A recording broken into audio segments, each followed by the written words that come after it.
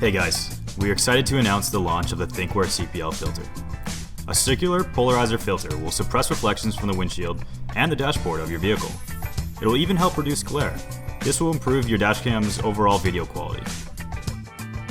In the box includes a quick start guide, a cleaning cloth, and the CPL filter. To install the CPL filter, first clean the lens with the cleaning cloth. Once your dash cam's lens is clean, take the protective plastics off of the CPL filter.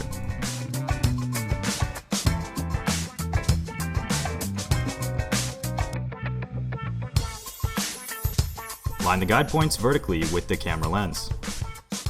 Press the CPL filter onto the lens of the dash cam. The CPL filter is now installed. You can purchase the CPL filter on our website in the link below. Thanks for watching, guys. If you have any questions or comments, make sure you contact our support team.